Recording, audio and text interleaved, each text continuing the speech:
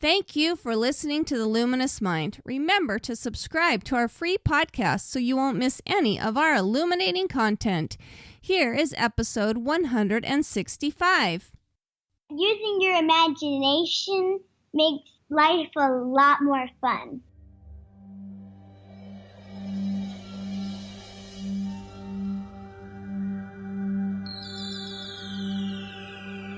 Benjamin Franklin once said, "Do not curse the darkness, rather light a candle instead."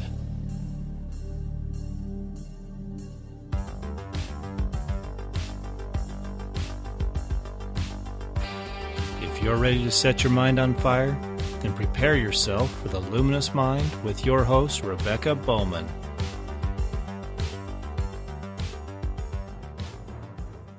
Today's fire starters are Joanne Miller and Clara Logsdon. Joanne Miller is the author of Creating a Haven of Peace, Be Your Finest Art, and I Want to Be children's series based on personality styles of children. She's an artist, speaker, and teacher. Clara Logsdon is her granddaughter.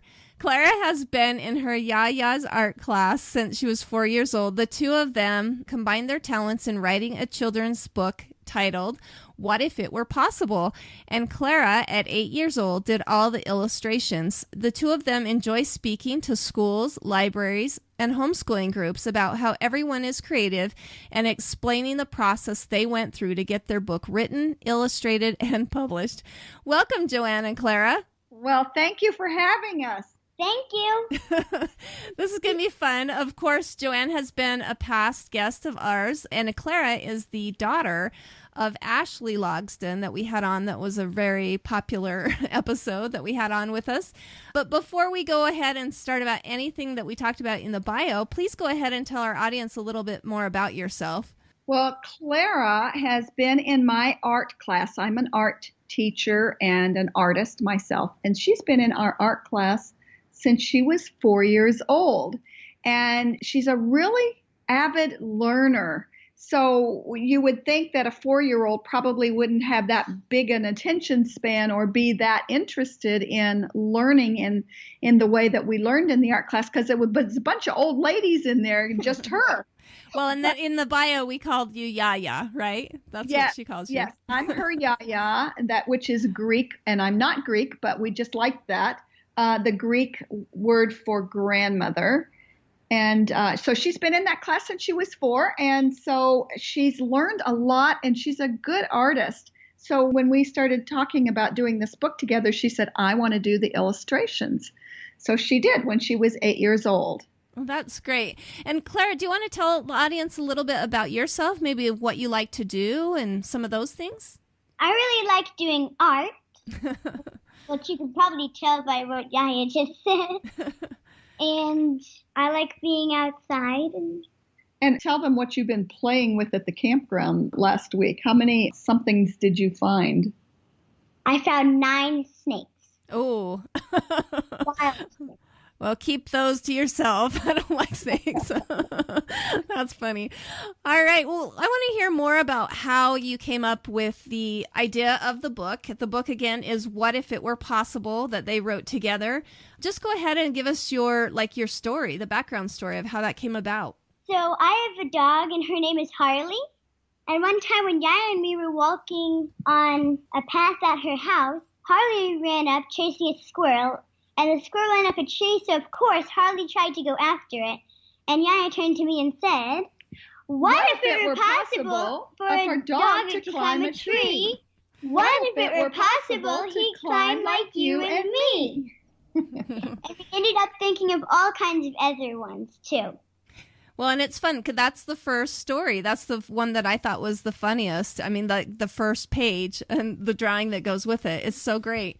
And then I did want to mention, too, I mean, once this book was sent to me, we ordered it, and my son wouldn't let go of it. And I kind of wanted to have him talk about maybe what his favorite part of the book was. I actually had to go get it in his room to be able to use it during our interview today. But this is Tate, and he wants to say hi to Clara. Hi. Hi. And Tate is 8 years old, as Clara was when she started drawing this, and he loves art as well. So I think Clara was very inspiring to him. Would you say so? Yeah. And what was your favorite picture? The turtles doing the football thing.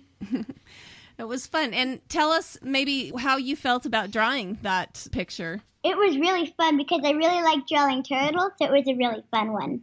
That's great. And tell them how that was one I think that we had to redo. Tell her why.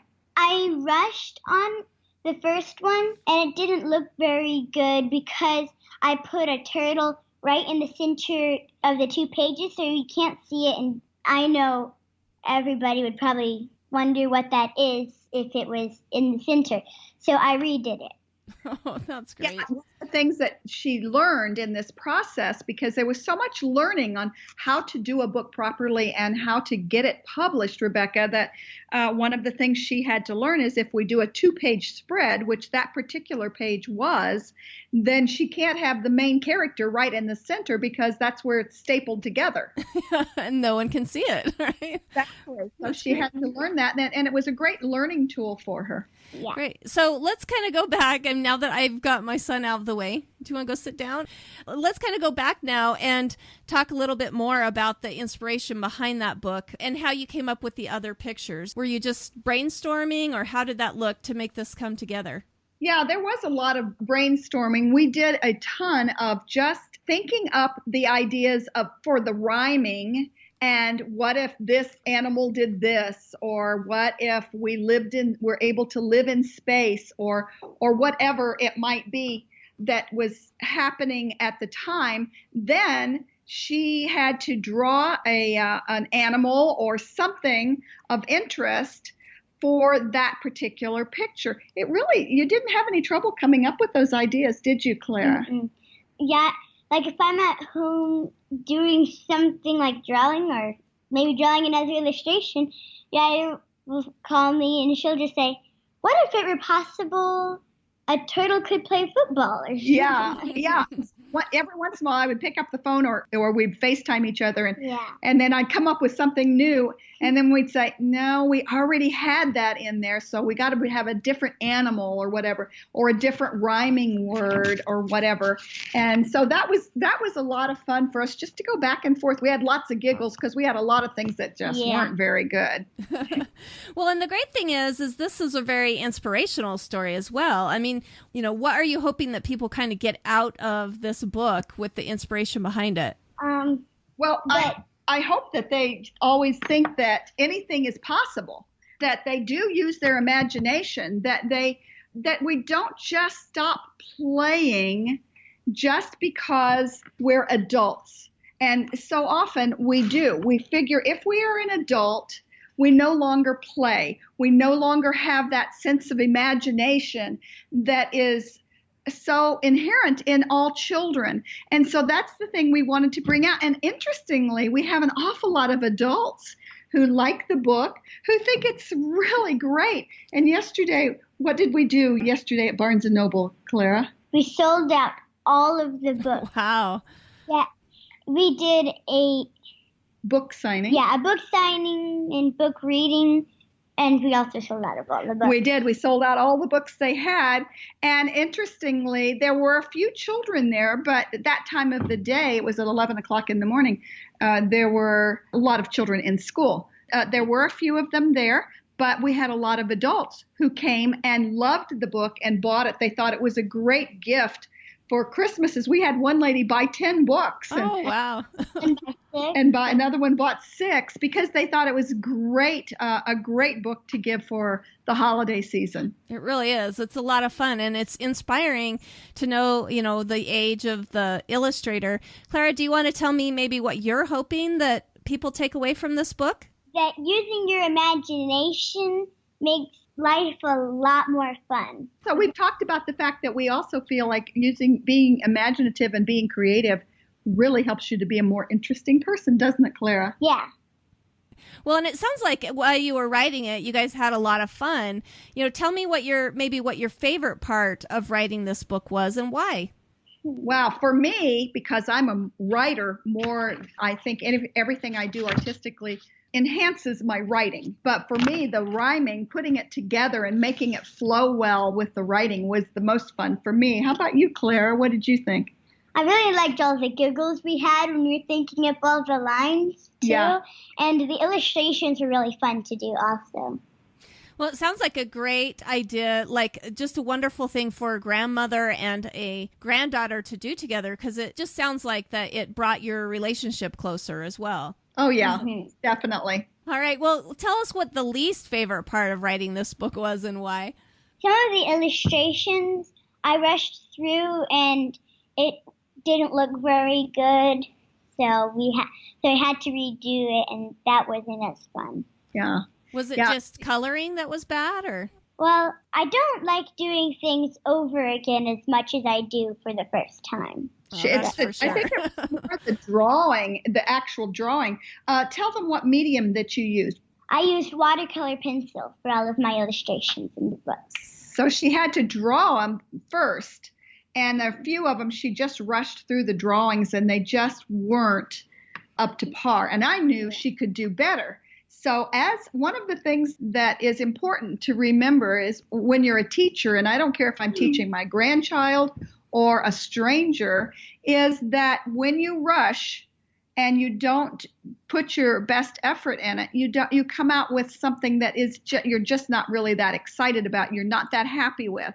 And as an artist, it's important to be happy with it, or you never really feel good about the whole project. And so she wanted to make sure that she had pictures that she was proud of. And I knew that she needed to be pushed on occasion to do better than what she was giving me. So I pushed her a little, didn't I, Clara? Yeah. Well, and aren't you glad, though? I mean, it would have been really embarrassing to be at Barnes & Noble and to not be really happy with the drawing, right? Yeah. Definitely. Yeah, we had a great reception at Barnes & Noble. They did a great job for us, and we had so much fun with it, didn't we, Clara? Yeah, definitely. So do you guys have any advice of what you would tell others who might want to write their own book, maybe other kids that want to get started? Interestingly, I have had a lot of adults tell me that they have something in mind that they'd like to do with their child or with their grandchild. And I always encourage them, just do it. It doesn't have to be perfect. There's that inner perfectionism that we have, and Clara and I talk about this a lot. It doesn't have to be absolutely perfect to make it a go, but just to go ahead and do something. Because even if you just do one or two books at Kinko's or at any copy place and put it together, you've got a legacy to leave for your children and your grandchildren that is just so much fun and really meaningful in the family tradition. I encourage parents to do it. It's not as hard as you think. And I'm always very eager to help anybody that contacts me to kind of give them some guidelines on what to look for and what to do. And can you give us maybe some of those, maybe some things that we can do to just get us started? Yeah, we talked about just drawing, right? Getting it going, but well, certainly, if you're going to do a children's book, you have to have an illustrator. Now, that can be, I have seen children's books illustrated by the author, and that's great. But I do need to point out that just being an artist does not necessarily mean that you are an illustrator. Clara and I are both artists. Clara does a better job of illustrating, in showing action, showing facial expression, emotion, all of those things than what I do. I'd rather just do something that I see in front of me, a live tree or a landscape or something. I don't want to have to show all of those illustrations, things that like the expressions and so forth and the action that an illustrator needs to do. So you do need to know if you're asking somebody who's just a good artist, that may not work for what you're trying to do. You may need to have somebody who is specifically an illustrator.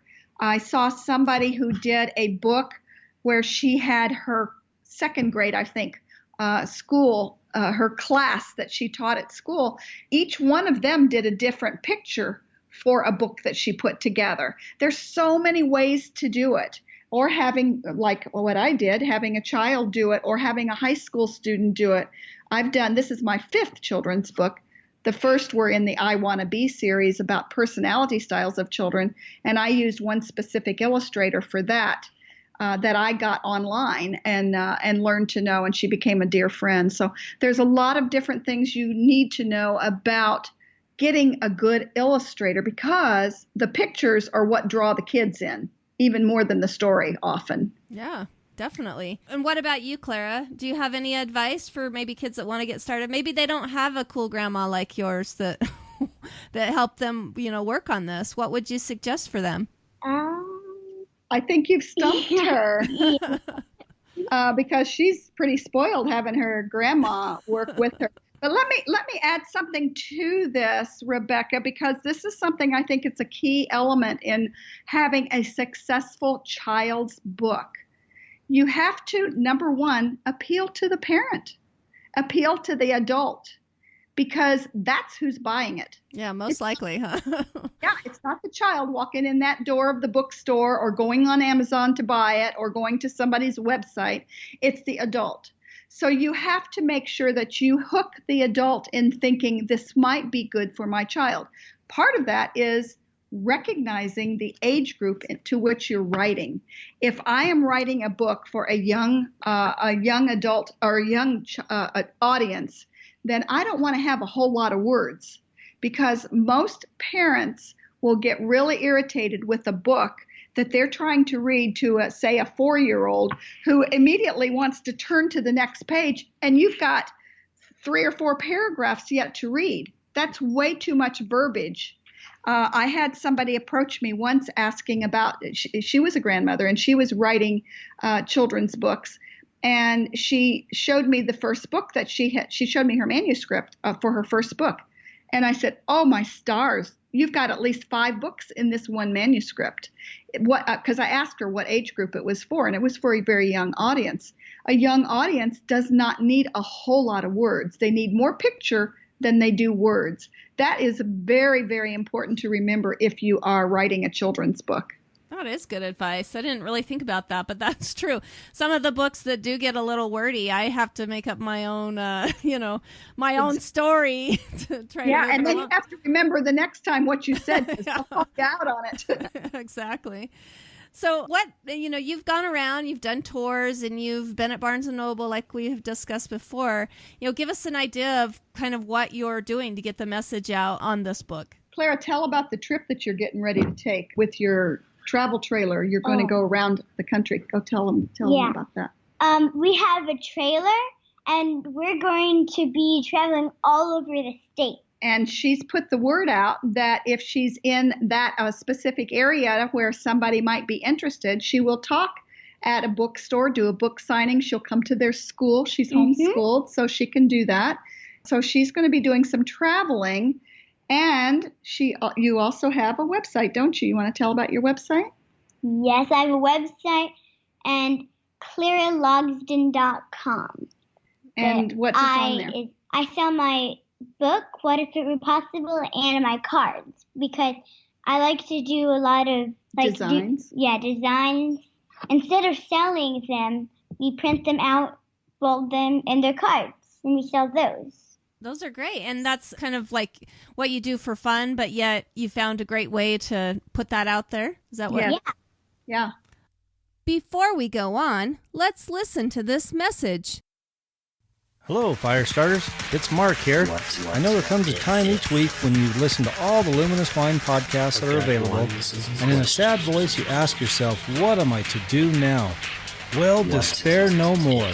Just go to theluminousmind.net and start your free 30-day trial from Audible and download 2 free audiobooks. Now you can fill that downtime while you wait for the next Luminous Mind podcast with a great book from the world's largest selection of professionally narrated audiobooks. You can choose from over 180,000 titles, including new releases and bestsellers, and you can exchange any book you don't love anytime, no questions asked, with a great listen guarantee.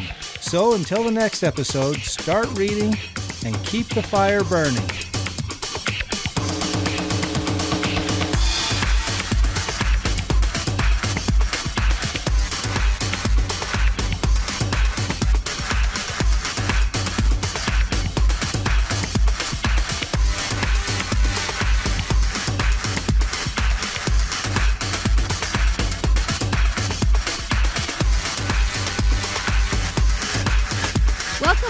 The Luminous Mind with Joanne Miller and Clara Logsdon as we discuss the book, What If It Were Possible?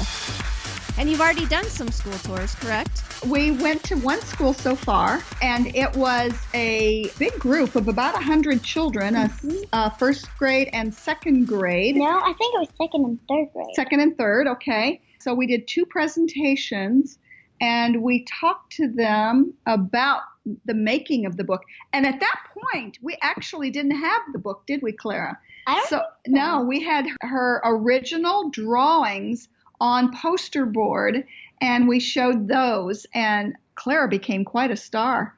Everybody was going to her website and messaging her, and she got a lot of good traction with that, but they loved it. And then we are always happy to donate to the school library too, which we did then after we actually got the book. Oh, that's great. Well, and if you wanted to schedule Clara, is there a page on the website that tells you where you're going to be and when? I suspect that her mother will work that out with her to have that available. To be honest with you, Rebecca, I'm not sure that it's on there yet, but I know that Ashley does a lot of blogging, and Clara will be too, in letting people know where she's going to be, what part of the country. I know for one thing, they're going to be where it's warm at Christmas time. Well, yeah, if you're in a trailer, you definitely want to be someplace warm. So maybe springtime or summer, we can expect Clara and the Logsdons here in Idaho, right? Exactly. Because it's not warm here. But so what kind of message are you leaving with the schools and the students that you do visit? Anything is possible, right, Clara? Yeah. That's the one thing that we talk about so much with kids, especially. They tend to believe that a lot more than adults do.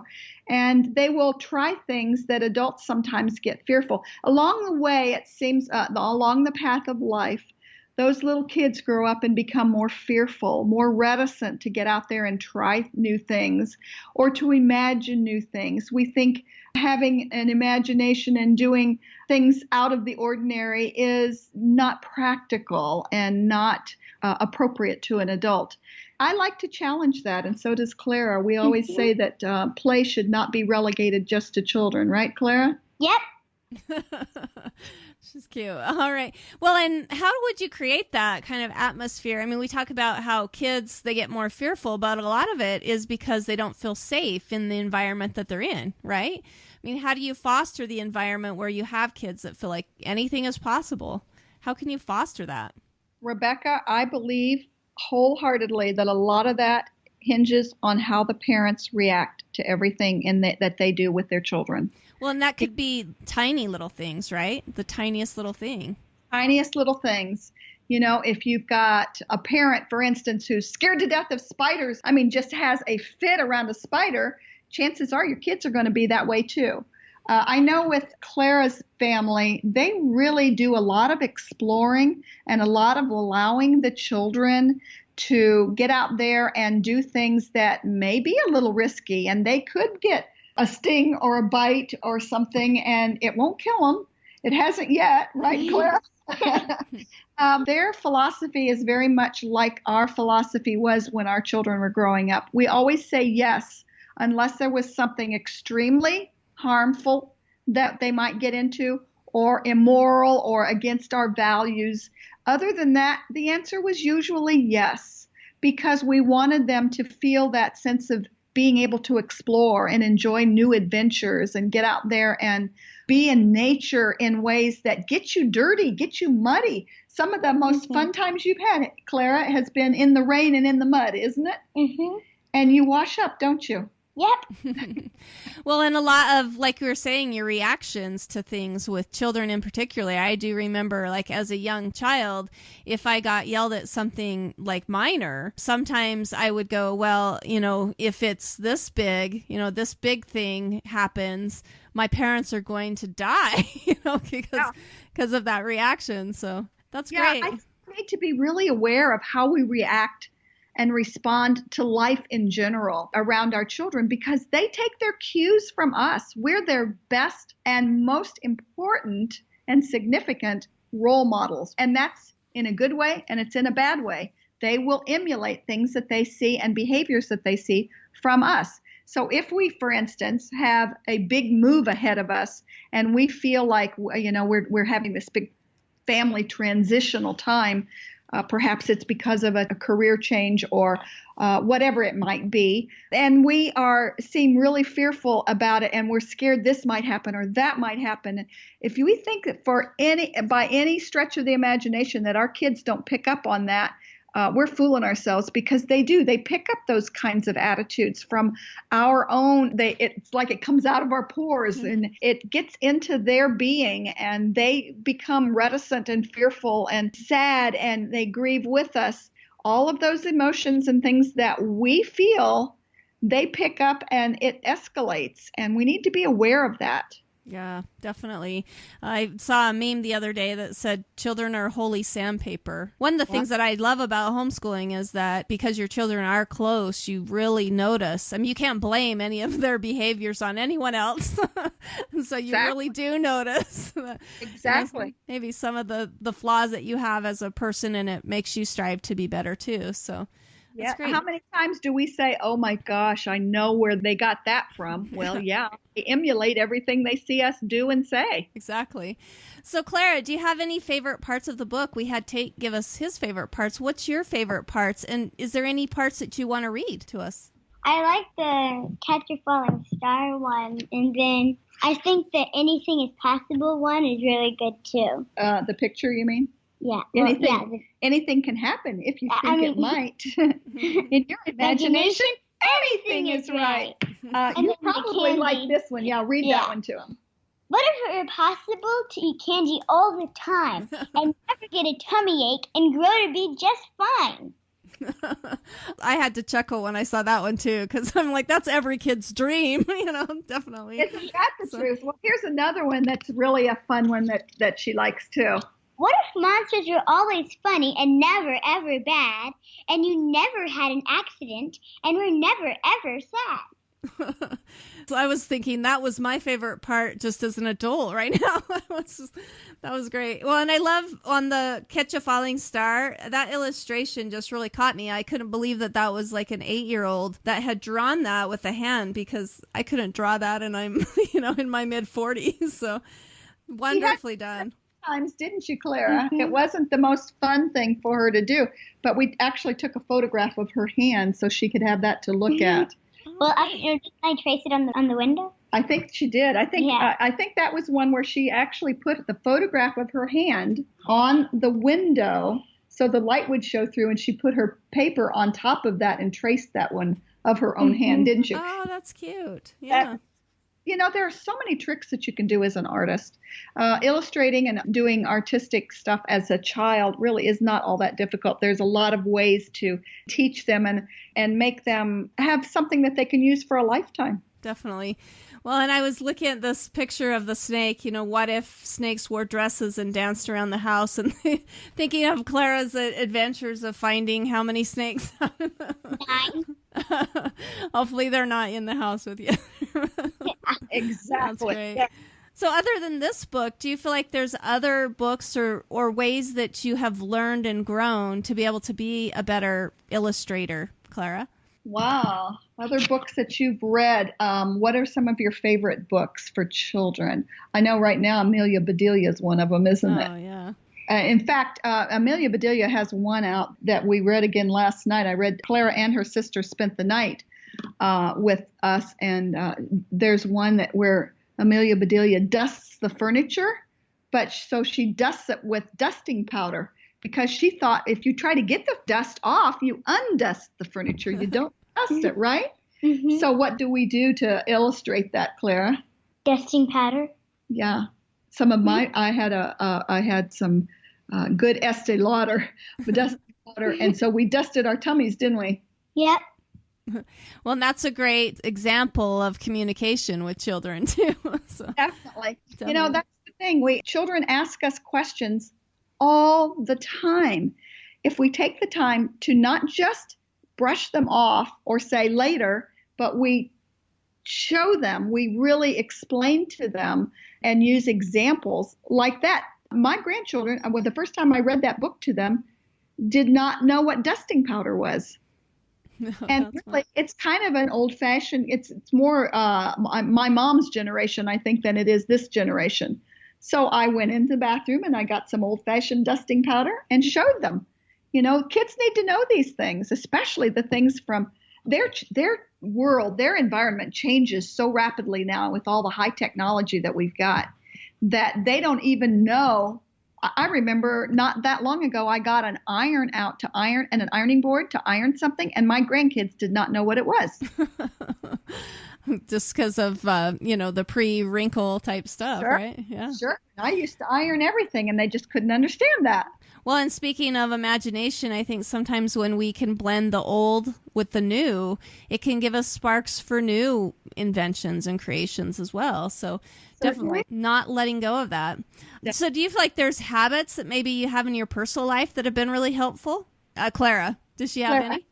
In your personal life that have been helpful? You've been doing a lot of drawing and stuff. Maybe in your education, right? She does a lot of... Outside? Huh? Outside? Well, yes, but you do a lot of time. You spend a lot of time when her sisters are out playing, she's sitting around listening to all the adults, but she is continually doing what? Drawing. She carries her art stuff with her everywhere, and she draws and does designs and pictures or paints almost continuously. It's become quite a habit for you, hasn't it? Yep. And does it help expand your imagination, do you feel? Yes. Definitely. Mm-hmm.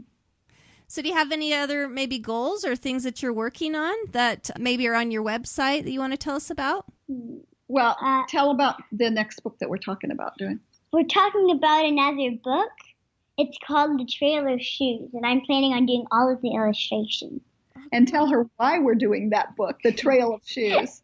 Because my family leaves our shoes everywhere. Mostly Ellie, Juliet, and me. And usually, what kind of shoes do you have on right now? Nothing. Nothing. Enjoy going barefooted. And these three children, Clara and her two sisters, rarely have shoes on, but they'll come to the house with shoes on, and they leave without them. And we find shoes everywhere, don't we? Yep. So we have this Right. adventure book about the trail of shoes. Like you might leave shoes in a different state. Yeah. Well, hopefully not. That has happened. They have left shoes. You would think that when you walk in with shoes that you would think about it when you walk out, but these kids don't seem to do that. And I think it's probably pretty normal for children. Yeah, definitely. I would write a book called The Trail of Socks because that's what I find everywhere all over my house. I always wear flip-flops. Yeah, flip-flops. The trail of flip-flops. That was another one. That's funny. Great. So before we say goodbye, do you have any other parting words for our listeners? And then give us your contact information, how we can get in touch with you. Okay. Anything is possible. That's her parting words for sure. Continue to use your imagination, and don't think that just because you're grown up that you stop learning to be, to explore and to play and to use your imagination. We have a fairy garden, don't we, Clara? Yep. And we get fairy moss, and we put it in the fairy garden, and we have all kinds of little things in our fairy garden, and we have lots of fun exploring and having adventures on our property here and taking time to just play. You can get the book, What If It Were Possible, and you can get Clara's cards at your website is ClaraLogsdon.com. And Logsdon is Logsdon. Logsdon.com. And then Clara is Clara. And Clara is happy to sign the books and send them to you. And if you go to my website, Joanne F. Miller, and that's Joanne, F as in Fairchild, Miller.com. I have the book there along with my other children's books and some other books, one on art and my new book, Creating a Haven of Peace. So all of those can be purchased from my website, and I do blog, and quite often Clara's in my blog. And she does also on your website, you do videos, don't you, Clara? Yes. I like to edit movies on iMovie, so I have a few of those. Oh, I need her to come teach me that. I know these kids can teach us so much. Yeah. Well, when I was listening to you talk about the adventures you have with your granddaughter, I just think of how much children can really keep that spark of love of life, open for us. I see so many old crusty people Yeah. and I'm like, if they just have some of their grandkids around, maybe they would be much happier, correct? I so believe that, Rebecca. I have people ask me all the time, you look so young and you do so much. How do you do that? Well, for one thing, I stay in tune with my grandkids and my kids. What are they doing? Because I don't want there to be that huge gap where we don't have that connection.